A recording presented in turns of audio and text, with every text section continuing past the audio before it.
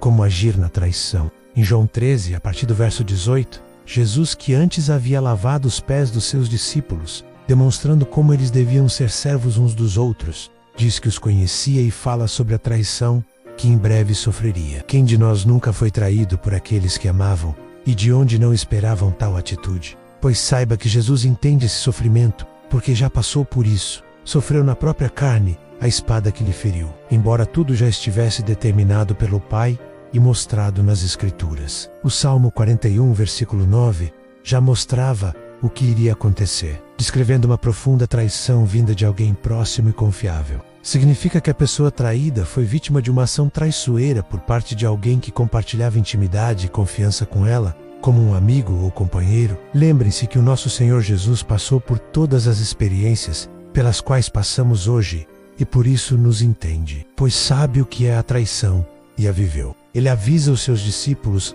antes que aconteça, mostrando o seu conhecimento do passado, presente e futuro, e também para que eles crescem em suas palavras quando acontecesse. Assim saberiam que ele era o próprio Deus e o grande Eu Sou, anunciado em todo o Antigo Testamento. O verso 21 diz que Jesus angustiou-se em espírito. Quantas vezes sofremos essa angústia por conta de situações diversas da nossa vida? Nesse texto ele fala de Judas Iscariotes. Não devemos limitar nossa atenção apenas a Judas. A profecia de sua traição pode aplicar-se a todos os que participam das misericórdias de Deus e as recebem com ingratidão. Também ao infiel que somente atenta às Escrituras com o desejo de eliminar sua autoridade e destruir sua influência, como vemos em igrejas com falsos mestres e falsas doutrinas. Também ao hipócrita que professa crer nas Escrituras, mas não se governa por elas, e ao apóstata que se afasta de Cristo por ninharias. Assim, pois, a humanidade, sustentada pela providência de Deus, depois de comer pão com ele, alça contra ele seu calcanhar. Judas saiu como se cansado de Jesus e de seus apóstolos. Aqueles cujas obras são más, amam as trevas mais que a luz.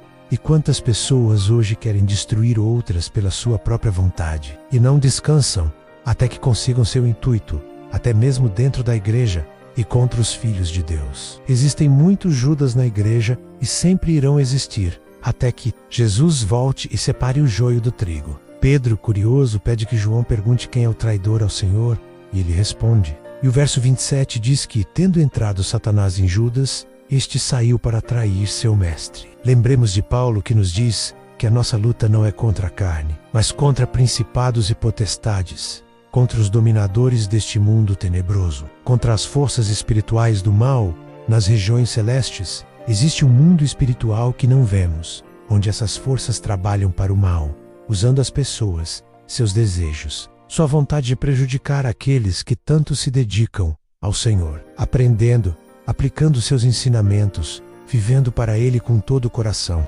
Embora saibamos que essa luta não é contra as pessoas, e por esse motivo devemos entender e perdoar, isso não exime as pessoas de suas culpas, pois se deixaram levar pela maldade do coração humano e enganoso, que às vezes não está totalmente na luz, mas se deixou levar pelas trevas. Quem está em pé, cuide que não caia, diz a palavra do Senhor, o que quer dizer que devemos vigiar, estar sempre em oração e comunhão, usando os meios da graça que Deus nos deu para não sermos pegos nas ciladas do maligno. O pecado às vezes começa apenas com um pensamento, um desejo, uma insatisfação, um olhar diferente para a pessoa com que convivemos, e se nos deixarmos levar por pensamentos e desejos maus e os acalentarmos no nosso íntimo, sem expulsá-los imediatamente, acabaremos presos nesse laço, e tudo o que acontecerá depois será apenas a consumação do pecado, e com ele, a ira que leva à traição. Por isso, ao menor sinal de desencantamento com uma pessoa, devemos clamar ao Senhor